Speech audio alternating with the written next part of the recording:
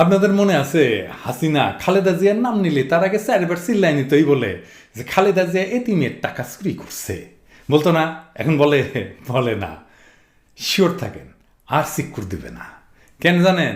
এর বড় কারণ হচ্ছে তথ্য আর প্রমাণ দিয়ে প্রতিষ্ঠিত করে দেওয়া হয়েছে খালেদা জিয়ার যে মামলাটা, সেটা চুরি, দুর্নীতি বা অর্থ আত্মসাতের মামলাই না, বরং ব্রিচ অফ কন্ট্রাক্ট বা চুক্তি বাস্তবায়ন না করার মামলা। আর হাসিনার বাপ শেখ মুজিব সত্যি সত্যি টাকা চুরির মামলায় সাজাপ্রাপ্ত এবং জেল খাটা। তাই আওয়ামী লীগ সোজা হয়ে গেছে, একেবারে রোলারের মতো সোজা হয়ে গেছে। আজ আর একটা আওয়ামী শয়তানি আপনাদের সামনে ধরাই দেব। সেটা হইতেছে বিএনপি আমলে বাংলাদেশ নাকি পরপর 5বার দুর্নীতিতে চ্যাম্পিয়ন হয়েছিল।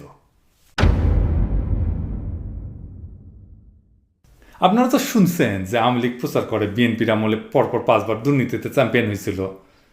আপনি গুগলের দুর্নীতিতে চ্যাম্পিয়ন এই কথাটা লিখে সার্চ দেন, দেখবেন খালি আসবে যে আওয়ামী লীগ করছে, যে বিএনপি দুর্নীতি করে 6 লাভ করে দিছে। এই যে দেখেন ভাইস্তা ফলক কি লিখেছে, সেটা পেপার কাটিংও দিছে, প্রথম আলোর পেপার কাটিং। এটা তারিখও দিছে, হ্যাঁ তারিখ করলে উই দিছে, হ্যাঁ আমরা দিই নাই। দেখেন কত সাল, 2005 সাল, তাই না? তো 2005 সালে যদি কেউ কয় যে পরপর 5 বছর বাংলাদেশ দুর্নীতিতে চ্যাম্পিয়ন হয়েছে, তাহলে প্রথম কবে হয়েছিল? 1, 2, 3, 4, 5, তাই না? তার মানে চ্যাম্পিয়ন হয়েছিল 2001 সালে, তাই না? 2001 সালে কে আসিল ক্ষমতায়? হাসিনা না? এ ভাস্তা তোর নেতৃত্ব আসিল। তুই কি হাসিনা মারা দিয়ে অঙ্কে পাশ দিছিল ভাস্তা? হ্যাঁ, আবার কি কয় শোনেন, এ ভাস্তা শোন।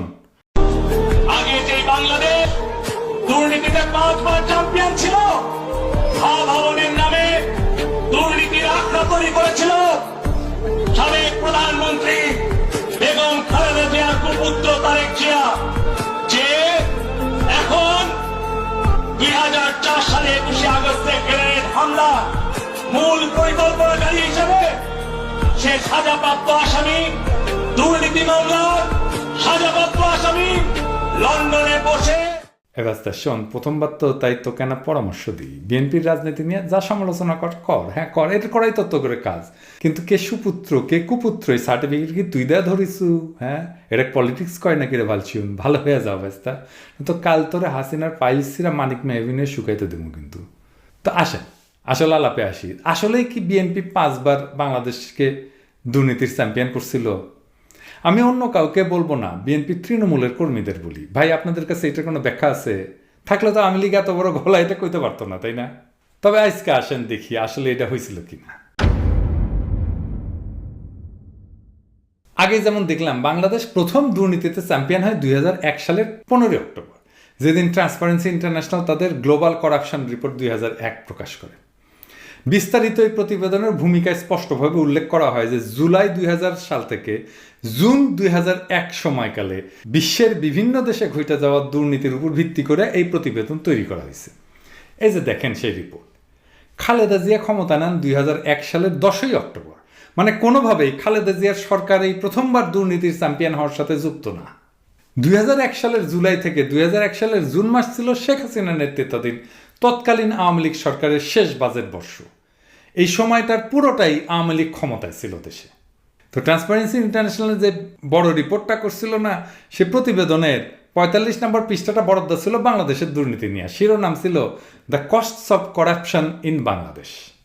এই প্রতিবেদনে দাবি করা হয় যে বাংলাদেশে 1999 সালে শুধু দুর্নীতির কারণে প্রায় 50% বিদেশি বিনিয়োগ হাতছাড়া হয়ে গেছে।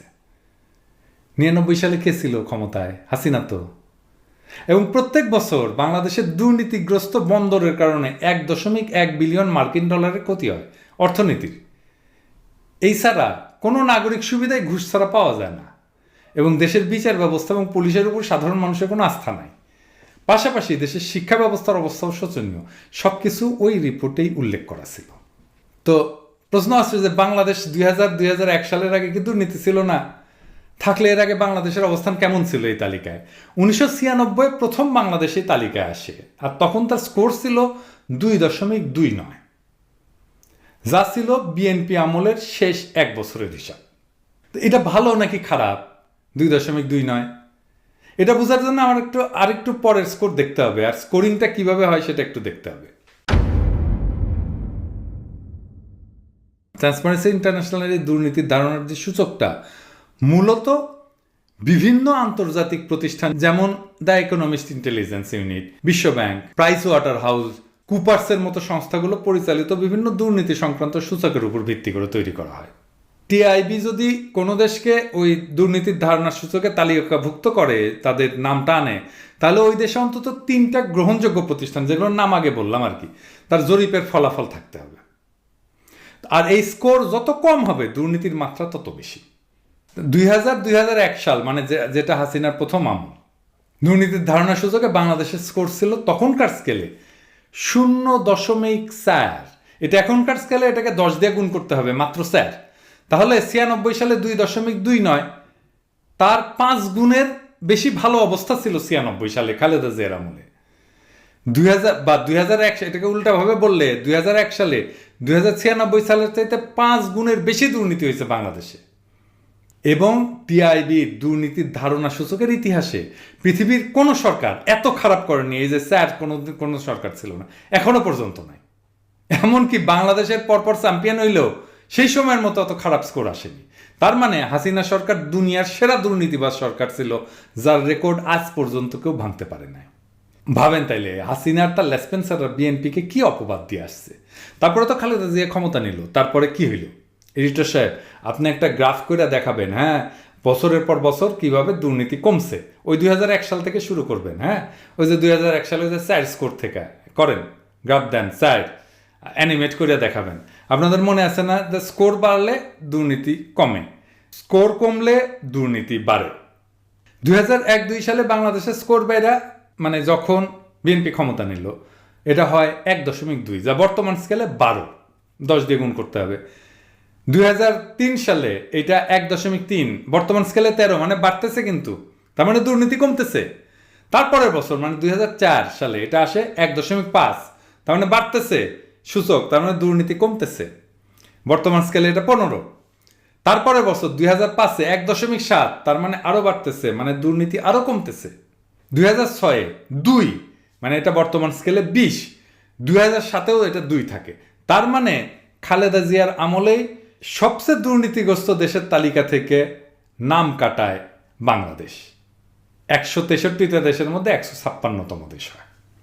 তাইলে হাসিনা 2001 সালে যে দুর্নীতিতে দুনিয়ার মধ্যে বিশ্ব রেকর্ড করছিল, সেটা থেকে টাইনা তুললো কে দেশটারে? বিএনপি তো। আর বিএনপির নামে আওয়ামী লীগ বলে দুর্নীতিতে চ্যাম্পিয়ন করছে পরপর 3 বার। এদের লজ্জাও নাই, নিজে করে ফাউল আর দোষ দেয় আর একজনের। কুত্তার সবচেয়ে জঘন্য একটা খাইসলত আছে, আওয়ামী লীগের সেই খাইসলতটা পুরোপুরি আছে। না, আবার ভাইবেন না যে আমি আওয়ামী লীগের পছন্দ করি না জন্য কুত্তার খাইসলতের সাথে তুলনা করতেছি।